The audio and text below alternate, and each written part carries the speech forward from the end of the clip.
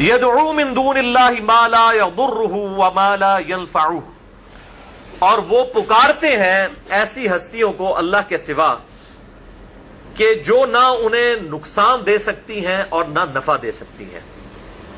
ذالک هو الضلال البعید، اور یہ تو انتہائی گمراہی کی چیز ہے کہ انسان ایسی ہستیوں کو پکارنا شروع کر دے کہ جو نہ نفع دے سکتی ہیں اور نہ نقصان دے سکتی ہیں.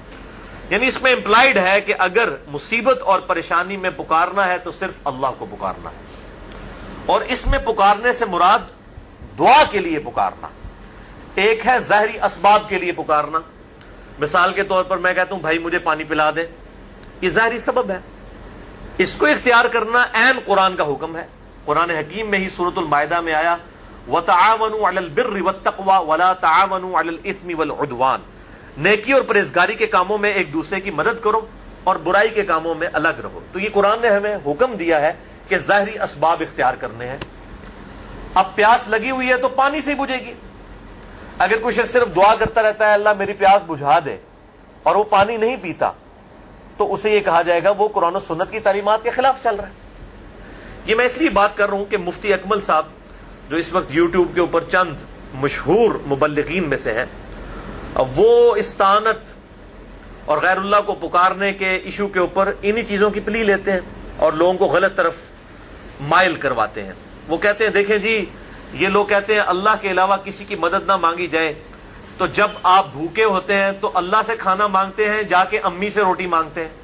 یہ مفتی اکمل قادری صاحب ٹی وی پہ بیٹھ کے اس قسم کی باتیں کر کے لوگوں کو گمراہ کرنے کی کوشش کر رہے ہوتے ہیں. اپنے زوم میں وہ صحیح عقیدہ بتا رہے ہوتے ہیں کہ جی روٹی آپ امی سے مانگیں گے کہ اللہ سے مانگیں گے. اچھا جب آپ بیمار ہو جاتے ہیں تو ڈاکٹر سے جا کر دوائی لیتے ہیں یا اللہ تعالیٰ سے دعائی مانگتے ہیں؟ تو میرے بھائیوں یہ تو اسباب ہیں. اسباب کا تو قرآن میں حکم ہے وَتَعَاوَنُوا عَلَى الْبِرِّ وَالتَّقْوَى وَلَا تَعَاوَنُوا عَلَى الْإِثْمِ وَالْعُدْوَانِ، نیکی اور پرہیزگاری کے کاموں میں ایک دوسرے کی مدد کرو اور برائی کے کاموں میں الگ رہو. ظاہری اسباب تو آپ کافر سے بھی اختیار کر سکتے ہیں. نبی صلی اللہ علیہ وسلم سے اوپر تو کوئی نہیں ہے نا مخلوقات میں. چلیں ہمیں تو یہ کہیں گے نا جی کیونکہ ہمارے سے اوپر بھی اور ہستیاں ہیں، ہم اللہ تعالیٰ تک ڈائریکٹ نہیں پہنچ سکتے. نبی تو ڈائریکٹ اللہ تک پہنچتا ہے نا.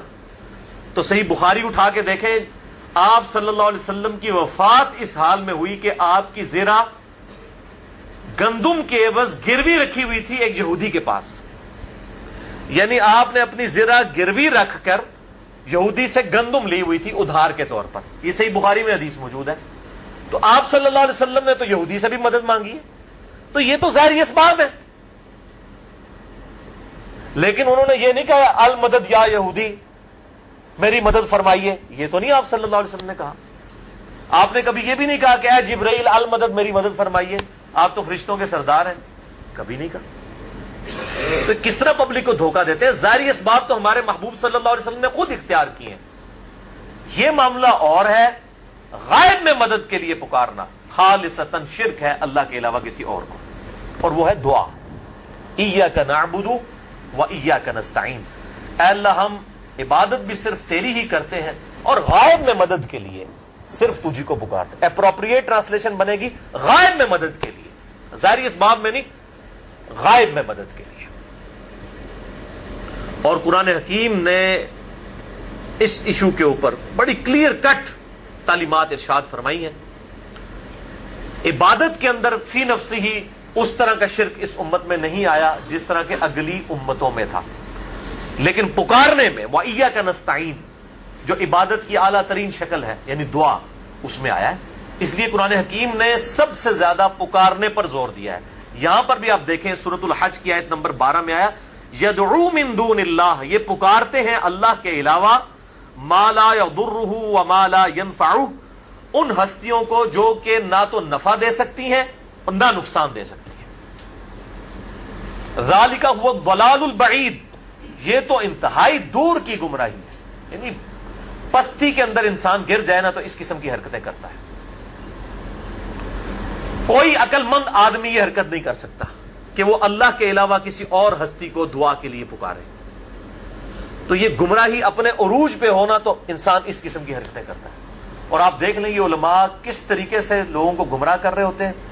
اور میں نے اگلے دن ایک وہ پوسٹ مجھے کسی نے بھیجی، فیس بک پہ لگی ہوئی تھی، ای میل کیا امیج کہ جی وہ ایک شخص جو ہے اس کا دکھایا کہ جی وہ ہاتھ بس ڈوبنے کے قریب ہے, ایک ہاتھ ہی باہر ہے, اور نیچے لکھا ہوا کہ جی یہ جو صاحب ہیں یہ ایسے شخص کے والد ہیں کہ جن کا بیٹا کہتا ہے اللہ کے علاوہ کسی کو مدد کے لیے نہیں پکار سکتے.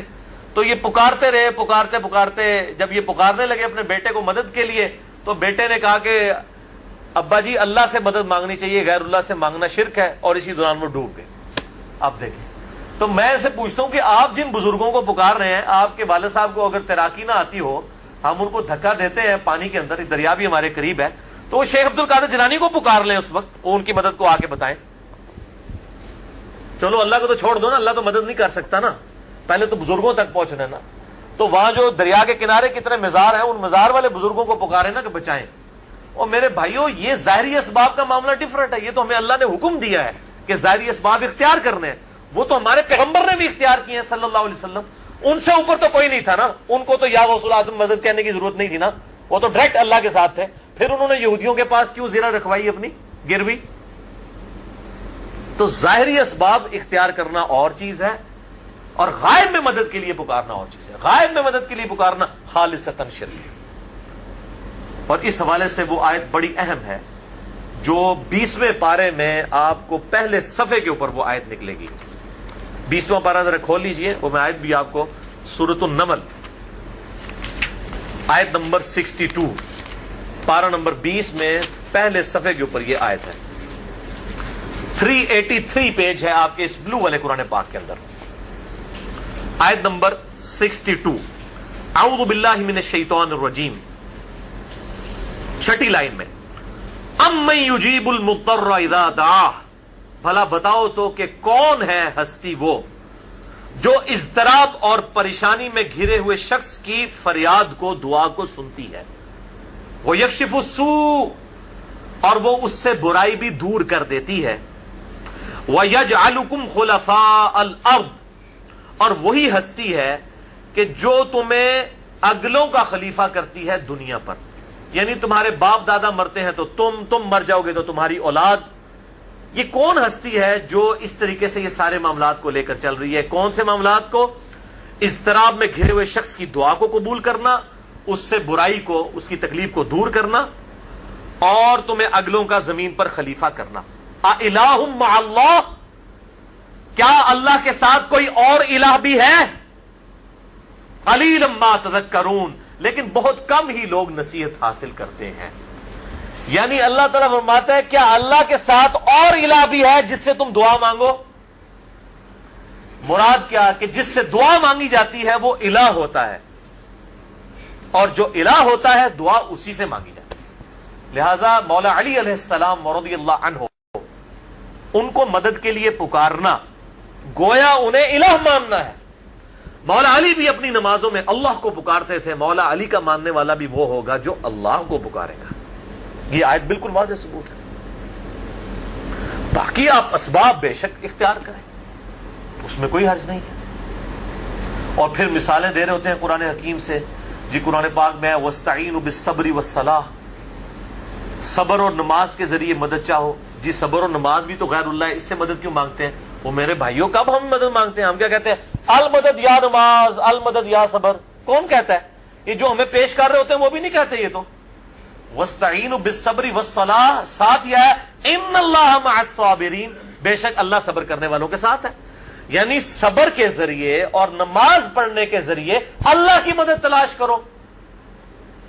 یہ ہے مطلب اس کا. المدد یا صبر, المدد یا نماز, یہ مطلب ہے. تو اس طریقے سے کس طرح قرآن حکیم کا یہ علماء مذاق اڑا رہے ہوتے ہیں اور اس قسم کے اشکالات پیدا کرتے ہیں. تو اس کانٹیکسٹ میں میں نے بڑی ڈیٹیل سے 1 گھنٹہ اور 38 منٹ کی گفتگو ریکارڈ کروا دی ہے مسئلہ نمبر 3 کے نام سے اہل سنت پاک.com پر, دعا صرف اللہ ہی سے. اور میرا ریسرچ پیپر بھی ہے دعا صرف اللہ ہی سے, ریسرچ پیپر نمبر 3. اس میں نے ان تمام اشکالات کا جواب دیا.